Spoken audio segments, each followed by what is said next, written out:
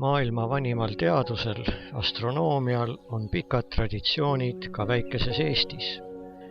Tartu tähetornis algasid regulaarsed astronoomilised vaatlused 1814. aastal.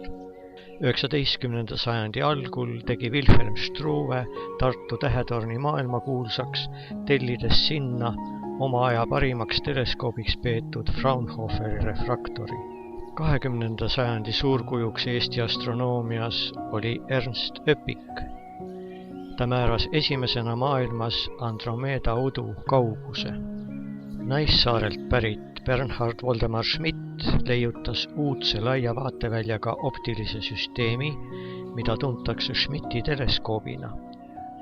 Oma kuulsate eelkäijate jälgedes kõnnib tänini akadeemik Jaan Einasto, kes on vaid 10 aastat noorem kui Rahvusvaheline Astronoomia Liit.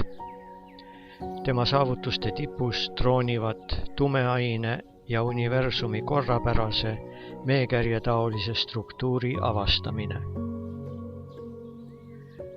Uus observatoorium Tartust paarkümmend kilomeetrit eemal Tõraveres avati 1964. aastal ja renoveeriti aastatel 2011–2012. Astronoomide käsutuses on 1,5-meetrine peegelteleskoop, Põhjamaade suurim omataoline.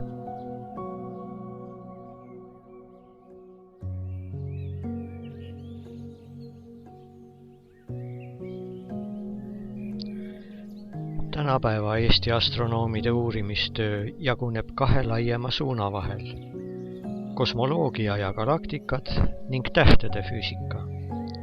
Tähefüüsikud üritavad Eesti kehva ilma kiuste teha vaatlusi ka Tõraveres, aga suurem osa vaatlusandmeid saadakse avalikest andmebaasidest ja rahvusvahelistelt koostööpartneritelt. Moodsad laborid võimaldavad koostööd Euroopa Kosmoseagentuuriga, mille liikmeks Eesti sai 2015. aastal.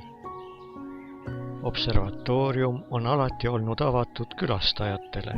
Tuhanded kooliõpilased ja täiskasvanud saavad põhiteadmisi universumist, näevad oma silmaga suurt teleskoopi ning tutvuvad muistsete eestlaste tähistaevaga.